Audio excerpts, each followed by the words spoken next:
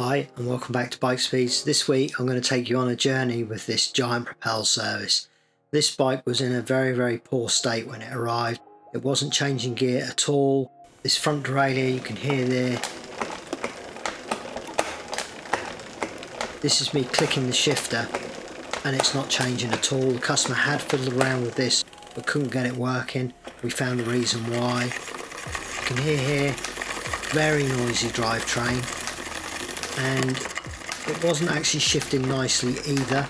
It was dragging, and again I can show you why this was noisy as it was, and also it wasn't going into first gear where it was indexed incorrectly, so we'll need to index that. But you note here the chain is actually dragging on the top jockey wheel there when it's in the small ring at the front and the small ring at the back. This is because the chain is too long. If it's too long, it will alter the position of that rear derailleur throughout the shifting, so we need to make sure we have the right length of chain on there. And you can see here we've got a heavily frayed off front derailleur cable. As it was with this bike, we ended up doing all the cables on this bike. The rear one here was fraying off, and although this fray was beyond the pinch bolt, we did need to replace this cable for another reason, in that it was dragging inside the outer running through the frame. And you can see here the rear brake cable had frayed off. It was the other side of the pinch cable, so it's very important for safety to replace that. But one of the biggest problems we had with the brakes was this front brake. The right hand caliper was pulling in okay, but the left side was C solid on the forks, so we need to address that. But this to me was one of the big problems with this bike. You can see here how the headset bearings are flicking that front wheel back into a central position. It's a very tight bearing, very worn. I can show you the wear on those when we do this work, but that would be a nightmare to ride this bike like that. The chain was also worn out, so we need to replace that as well. And then I also test rode this bike to make sure we had no issues with skipping on that chain over the original gearing, and everything there was okay, but we do need to replace this chain as we go. So you can see here we've got quite an epic amount of work to do on this bike, including all those internal cables for the derailleurs. So we need to start off by beginning to strip the bike down. So first thing I'm going to do is remove the front and rear wheel. As soon as I remove the rear wheel, this skewer spring is on the wrong way round. This would make it hard to centralize the wheel in the frame, maybe even make it difficult to get in and out. So when I do put this back together, I'll make sure that that skewer spring is the right way round. The lock ring on this cassette was actually almost loose. It was not tight at all. So I'm going to clean up this cassette. You can see here how there's quite an oil build up on there. Not too bad. I've seen far worse. So we can get that through the ultrasonic cleaner and clean that up, and everything will be good there. Now I'm going to remove the rear derailleur. So I'll just cut that tail off on that rear derailleur and then remove the actual body off of the bike itself. And then we had this issue here. This is why I did this cable. It was very tight shifting. Couldn't actually pull that cable through that lower part of the outer housing there, so I had to cut that off even further. You can see here a bit of debris build up on this derailleur. Again, not too bad, you know, I've seen far worse, but we'll clean that up and lubricate that and make sure that that's spot on when it goes back on the bike. I'm also going to remove the bottle cages on this one. We live in a very salty area here, so it's important to make sure we lubricate all the threads and fittings on bikes, because they do corrode probably more here than in other places, so we're going to also lubricate those. But this, I think, is the reason why this customer was having the problem with this front derailleur. It was actually loose on the hanger. It slid down, and I think what probably happened was he tried to do his adjustments and it was actually sliding itself down as he was adjusting it, and that was why we needed to sort that one out. You can see again, similar story to the rear derailleur. Not too bad, but we're going to clean that up and lubricate it and make sure it's all okay. Now, whilst removing these pedals, I actually realised that the bottom bracket bearing had also had it. I hadn't actually quoted for this at this stage, so there are a couple of things that deviated on the plan of the original service. I quoted for a few things that we didn't need, and also hadn't quoted on a few things that, as I was taking it apart, realised that we did need. I'm taking off the pedal arm here. That was a little sticky, but it did come off. And the same with the crankset. It was tight, but it was no real issue. Again, generally quite clean, not a huge build up of debris, but this bike has done the miles and really needed this service. You can hear here audibly that bottom bracket bearing is life extinct, so we need to replace that as well. So I'm going to actually do that at this stage. This will help me with the internal cable routing. Although they sit in a separate fitting around the bottom of that bottom bracket, it does enable me, once I've got this entire bearing out of the frame, that if I needed to get inside the down tube to help the cable guiding, I could do. As it was, I didn't need to, but it certainly makes my life a little bit easier with the internal routing of the cables. So get out both cups out of both sides there, and then we can actually address the other issues before we put the new bearing back in. So cutting the brake cables off, we're going to actually remove these calipers. The front one that was seized, obviously I'll show you the work that we did in that, but we also did similar work to all of the fittings on the brakes, which we didn't actually show you on camera, but we lubricated them all up as we're going to do with the front one, which you'll see a little bit further on. So off comes the front brake as well. You can see here when I remove this cable, that arm is actually got plenty of movement in it, so that's fine. But this one was seized. It was really hard to move. So what would happen is every time you pulled the brake, you're pulling the wheel to the left, and that puts a strain on the wheel itself. So we need to make sure that that is addressed with this service. We'll remove this from the frame first, off of the forks, and then we can begin our bench work now that all the components we need to deal with are off of the bike. So first thing I'm going to do here on the rear derailleur is remove those jockey wheels. They come out. We can put all this through the ultrasonic cleaner. The 105 variant that this is doesn't have bearings in those jockey wheels, so we can actually put those through the ultrasonic cleaner as well. And then, as with other videos, I'm going to break down this chain set so that I can really clean well between the two cogs, and also lubricate the threads on the nuts and bolts that hold those chain rings onto the pedal arm there. So that's all apart and ready to clean.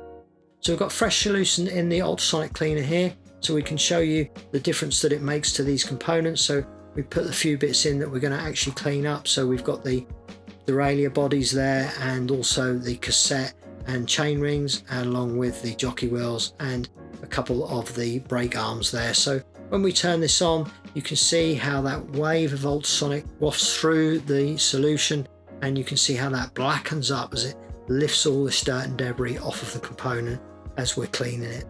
This runs for 15 minutes. We don't use any heat on our ultrasonic cleaner. That can actually affect the black anodizing on these components. So if you are using an ultrasonic cleaner, don't use any heat with it.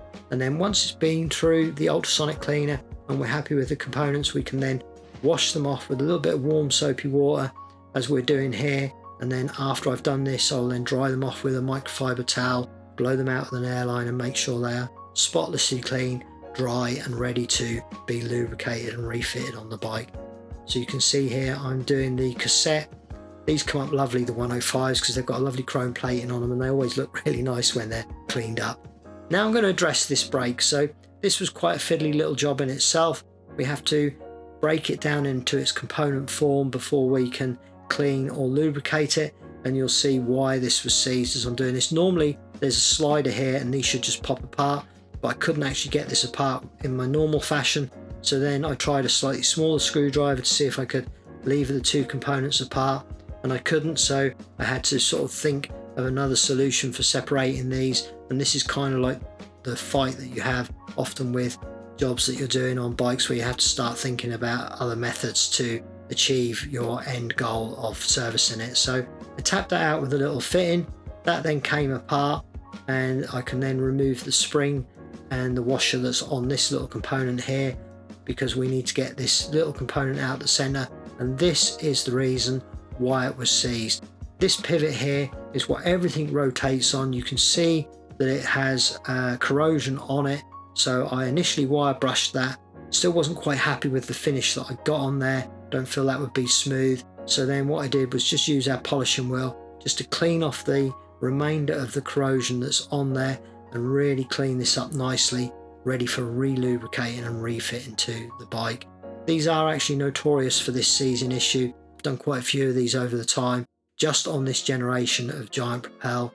They're a brake that was actually specifically designed for the frame that these are on. So once I've polished that off, I can then lubricate that with some general purpose grease that I did there on the pivot before rebuilding the actual arm. Now I actually did this with the other three arms as well. but this is the one that we're showing you because this was the one that was seized.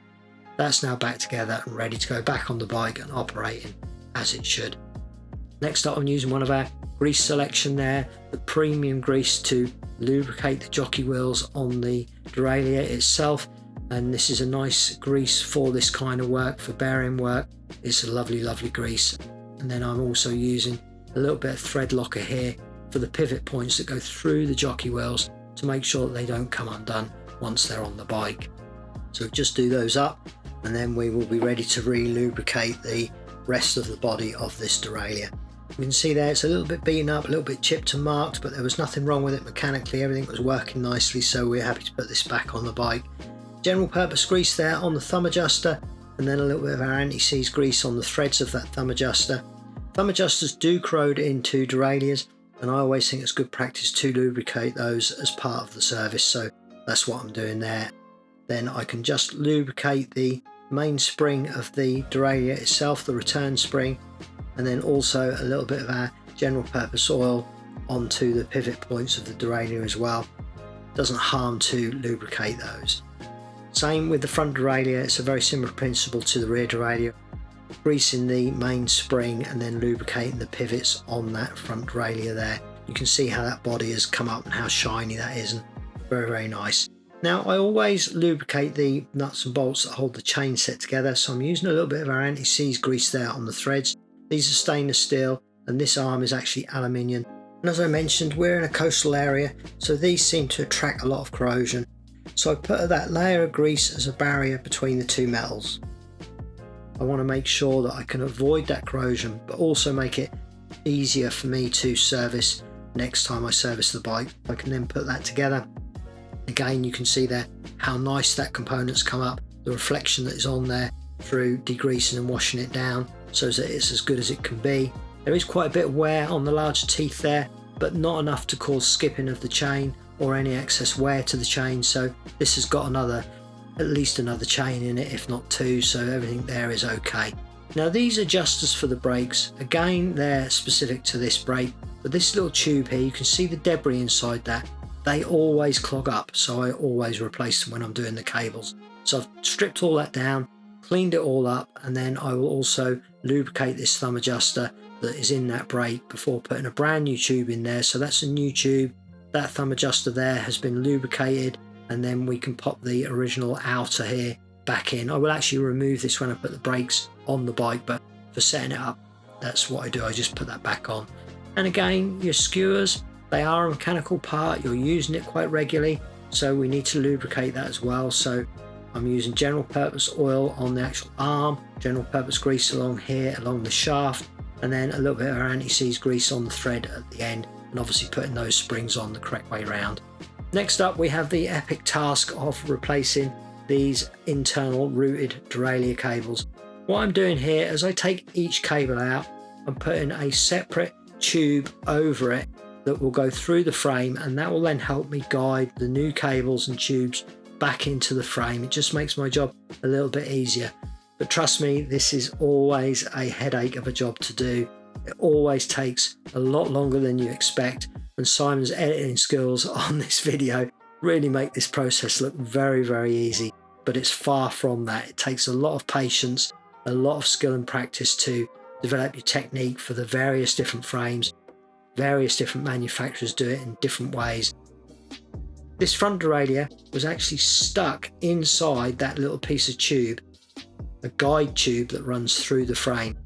So at this point I have to replace the guide tubes as well. So there's no point in doing one without the other. So I'm putting new tubes here as a guide, but then I'm also going to replace them. So you'll see with this job as I work through it, I actually use 2 lots of guide tubes and 2 lots of gear cables. So I actually use 4 gear cables to do this one job, which I'll show you as we go. So out come the new guides here. We can now untape those and everything there is out. So that's my guide cables to help me reinstall these cables into the bike. And then I can remove this, which is a fitting that's specific to the Giant Propel. It has like a little metal springs that go around the bow at the front of that frame, sort of down the headstock area, and then also that then has these guide cables or guide tubes inside that, which is part of what we're replacing.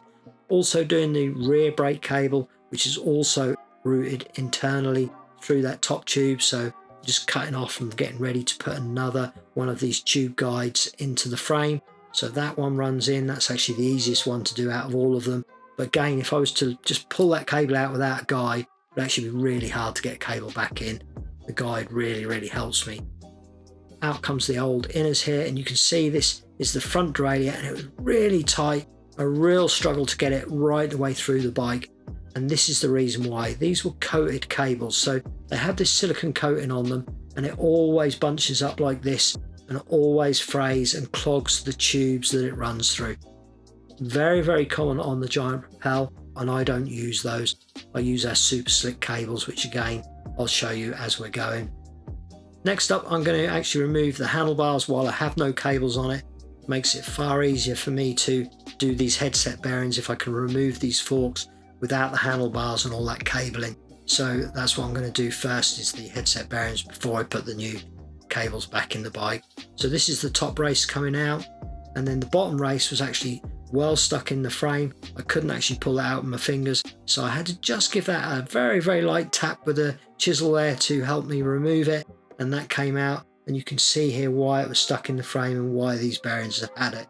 These are stainless steel outers, but the actual race inside that holds the ball bearings has gone rusty, and you can see how it's bled through the seal and down the side of the bearing, and that was what was giving us all the trouble with these bearings. The noises, the way it was tramming and pulling the steering straight would have made this a very hard bike to ride.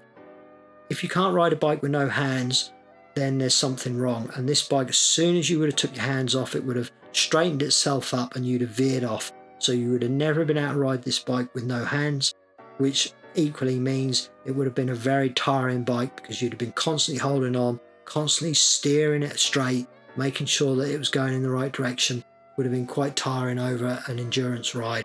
So we're putting brand new bearings in here, stainless steel bearings, a nice high-end bearing, before we put the steerer back into the bike and we can start to rebuild that front end of the bike. So on goes the spacers there. It has this weird spacer here for the stem, and then I actually only put 2 spacers back on the top of this. There were actually 3 originally. I bagged one up and gave that back to the customer. It wasn't needed, it was too high, and so we actually have lost one of the spacers. You can see here how much freer that is. It now actually free flows, it doesn't stick in any of the positions, much nicer and much safer. Now I can turn my attention to cleaning the bike down. Again, I'll do this before I put all the cable in and everything back on the bike. So I start off with a snow foam pre-spray, and then I wash the bike using our big softy brush. We use a small amount of water, but that brush is very dense and holds that water and soap, so there's no scratching on the paint. The bike was fairly clean when it came in, but there's obviously no harm in deep cleaning it whilst everything is off the frame anyway. I do hope you're enjoying this video. Please do like the video, and of course please do subscribe to the channel. We appreciate everyone who subscribes, comments and supports us. It has really made the YouTube journey exciting and worthwhile, so thanks very much. But we also have a shop. I always put the link in the description below. Everything we're using today is available in the shop, so please do check that out as well. There's some damage on the frame here where the chain has been dropped, so we're going to detail this up with one of our vinyl stickers. We're going to actually use 2 colours here, our silver and our white. We do these on an A4 sheet with various different sizes, various different shapes. We do these in a lot of different colours as well, and so they're just a nice way of being able to detail scratches and marks without actually painting your frame, and they will protect your frame and just stop it getting any worse, and also take your eye off of some of these damaged marks. So I'm just using a little bit of silver on the top there, and unfortunately this didn't actually film as nice as it looked in the flesh in real life. There was actually quite a good match there, but obviously you get different reflections and what have you with the editing. But we also had this little chip here on the Giant logo of the seat tube. I cut this one out to fit that shape, so I just peeled one off and cut it out, and you can see there it just takes your eye away from the damage when you look at the bike, when you first initially glance at the bike. And we had this hole here. This is for a DO2 socket, and I'm just going to put one of our blank round circles over that, and that was detailed nicely.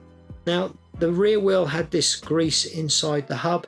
It's not actually needed. There's a rubber cover over the bearing itself that also has its own seal, so I cleaned that mess out because we live in a sandy area here. You get sand inside that hub, it will just work its way into the bearings and shorten the lifespan of them, so I actually cleaned that grease out.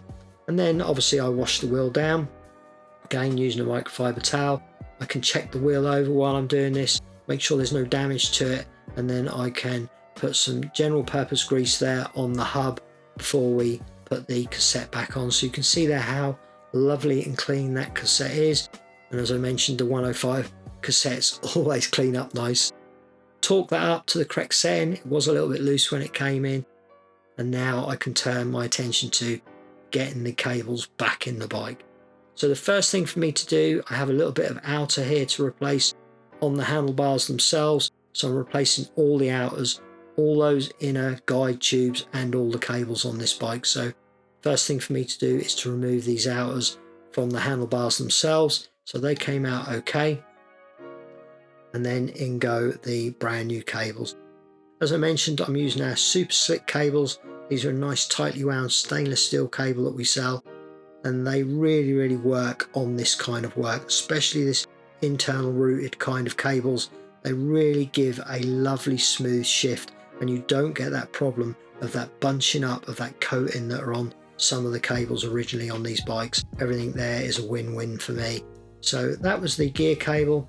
Then in goes the brake cable, and again a brand new piece of outer here. The kits that we sell, we actually sell them, they come either just the cables, or you can buy a full kit with some outer and all the ends. You have everything that you need to recable a bike. I also want to mention that we did actually fit a new front brake cable as well. We just didn't show that to keep the length of the video down. We're actually reusing the handlebar tape here. Initially I had quoted for new bar tape, but actually there was nothing wrong with this bar tape, and because we'd had some other expenses with the bottom bracket bearing, I didn't want to let this one really run away with costs, so I tried to keep the costs as minimal as possible. Now I'm putting in a new guide here. This is the internal guide that goes through the frame, so that's a fresh guide there. And then this is what I was talking about with using extra cables. I'm now putting in a new cable here and a new cable for the back, so that the guides have a fresh cable, and then I can actually use the end of that to route into the guides that I put into the frame when I took the old ones out. So quite a complex way of doing this, but we need to make sure that we don't kink or damage the new guide that's going in. So that's why I put a cable inside it to help me thread it through the frame without kinking or damaging it, and also using the guides that I put in the frame to help that cable go through. So you can see that one coming out there, so that comes out, and that one can go to one side, and then out comes the second one, and that one can go to one side. And now we are ready to put in our actual cables that are going to be doing the work into our brand new cable guides that are already in the frame. So in goes one, in goes the front one there. That's all good and ready to be put to the derailleurs. Also, we have that back brake that goes through, so again it goes through the frame, through the guide that we put in when we removed the old one. We're quite pleased there. Everything's through to where it needs to be, so now I can reinstall a brand new bottom bracket. So we'll have a new bearing in here as well. So with all the bearing work that we've done on the bike, it will feel much smoother to ride, far more pleasant, and obviously a little bit quieter. So amazing what a difference it makes to have your bearings done. On top of the way it all feels, you are of course losing watts of energy to all those dragging problems. We press in the new bottom bracket bearing there. Next up, I'm going to put the chain set on, so I'm using a little bit of our premium grease here to help slide it into where it needs to be, and then we can put the left hand pedal arm on, and everything there will be absolutely spot on with those new bearings, feeling so nice. When they came out, it was this side that had worn. I'd say that it had just been over tightened and had been ridden that way for the whole life of the old bottom bracket, so I didn't over tension the new one. And then of course I torque up the pedal arm. A little bit of anti-seize grease here on the pedal threads themselves to stop those binding in.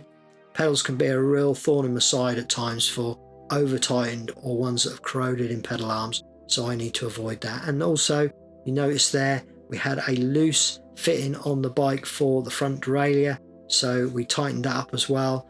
That brand new cable on there, I know this will shift gears absolutely beautifully. And when you think how that had that frayed cable and it wasn't shifting when it came in, having your front chainring working is going to make a big difference to your next ride. On goes that rear derailleur, brand new outer here with a fresh guide. That goes into the rear derailleur. I've also obviously lubricated that rear derailleur thumb adjuster, but I also put a new tail end inside that as well to help guide that cable through, and then we can cut that off, and that was absolutely spot on. I'm using a little bit of anti-seize grease here on the threads that hold these calipers onto the frame itself. That will stop those binding in and corroding again if I ever need to take these back off to possibly perform the same job again in the future, or to put new cables in, or any work on the brakes I want it to come apart again. So that's why I also lubricate those fittings. So we're putting the new cable here through that guide.